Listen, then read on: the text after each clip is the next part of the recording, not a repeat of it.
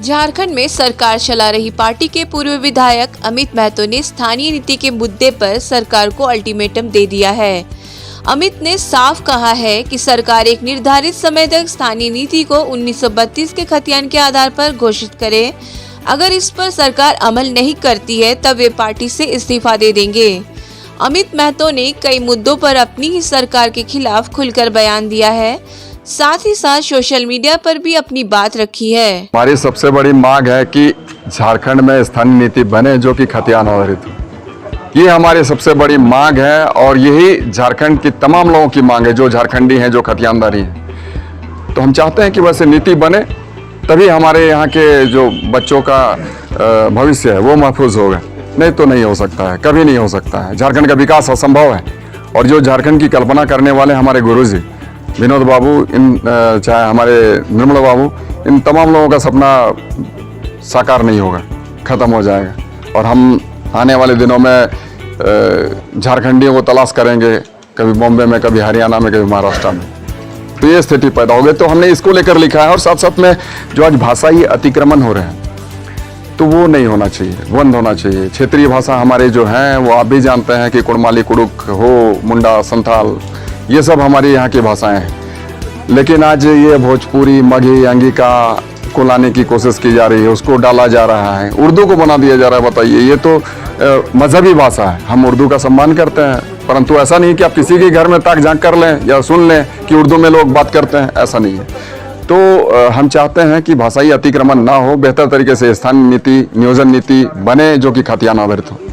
अब राज्य में विपक्षी पार्टी को जैसे ही भनक लगी कि सत्ताधारी दल के पूर्व विधायक अब अपनी सरकार के खिलाफ ही बिगुल फूंकने की तैयारी कर ली है, तो उनकी तरफ से भी सरकार पर तीखी प्रतिक्रिया व्यक्त की गई। बीजेपी के प्रवक्ता प्रदीप सिन्हा ने सरकार की कार्यशैली पर सवाल खड़े किए। देखिए, जब पार्टी के भीतर से सरकार के क्रियाकलापों को लेकर सवाल खड़े किए जा रहे हैं तो आप समझ सकते हैं कि झारखंड सरकार और जिसकी अगुवाई झारखंड मुक्ति मोर्चा कर रही है, सरकार किस ढंग से चल रही है। आज अमित महतो का जो बयान आया, आपने देखा कि उन्होंने स्थानीय नीति की याद दिलाई सरकार को और किस आधार पर झारखंड मुक्ति मोर्चा कहती थी उनका स्मरण कराया उनको। सीता सोरेन ने कहा कि इस राज्य में युवाओं को नौकरी नहीं मिल रही है और विभागों में भ्रष्टाचार व्याप्त है। तो जब सरकार के में शामिल दल और खासकर झारखंड मुक्ति मोर्चा के विधायक ये सारी बातें कर रहे हैं तो कहीं ना कहीं सरकार को आत्मावलोकन करने की आवश्यकता है कि सब कुछ ठीक नहीं चल रहा है। आप जिस तरह का दिखाना चाहते हैं वैसा कुछ नहीं है, क्योंकि आपने जो वायदे किए राज्य की जनता से वो आप विधायक आपको स्मरण करा रहे हैं, आपके पार्टी के कार्यकर्ता आपको बता रहे हैं कि आपने ये बातें कहकर चुनाव जीता है। तो जो ग्राउंड लेवल पर जो वर्कर काम करता है उसके समक्ष परेशानियां ये होती है कि लोगों को जवाब देना होता है। मुख्यमंत्री तो लोगों से सामने आमना सामना कभी कभी होता है, लेकिन आम कार्यकर्ताओं को जिस तरह के दायित्व निभाने पड़ते हैं तो कहीं ना कहीं वो पीड़ा सामने आई है। और मैं तो ये कहना चाहूंगा कि झारखंड मुक्ति मोर्चा अपने वादों से विमुख हो गई है और जो विद्वेषपूर्ण राजनीति पूरे प्रदेश में चलाने की कोशिश की जा रही है, चाहे भाषा का विवाद खड़ा करके, चाहे 1932 का खतियान की बात करके।